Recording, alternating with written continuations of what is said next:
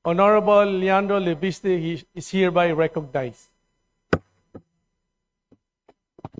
Distinguished colleagues, ang boto ko ay no, hindi dahil perpekto si Congressman Barzaga, pero dahil questionable para sa akin na minadali natin itong desisyon dahil ngayong hapon lang natin nakuha ang committee report na ito at si Congressman Barzaga lang ang sinampahan ng kaso ng Committee on Ethics.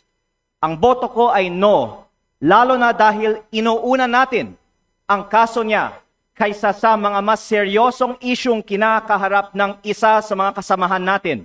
Isang kapwa kong Batanggenyo na nandito ngayon na bumoto sa kaso ni Congressman Barzaga.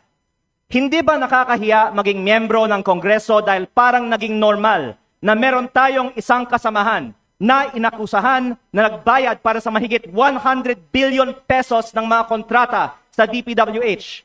Para bang tinatanggap natin na normal lang magkaroon ng kasamahan na iniugnay sa pagnanakaw ng bilyong-bilyong piso na hindi iniimbestigahan na ng Committee on Ethics, Public Works o Infracom, samantalang inuunan natin ang kaso ni Congressman Barzaga, habang hindi man lang natin pinaglalaanan ng masusing atensyon ang mas mabigat na aligasyon, lumalabas na parang okay lang magnakaw sa Kongreso.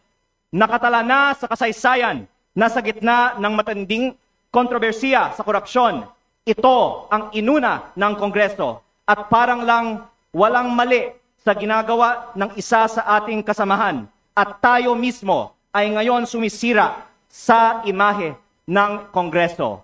Mahiya naman tayo.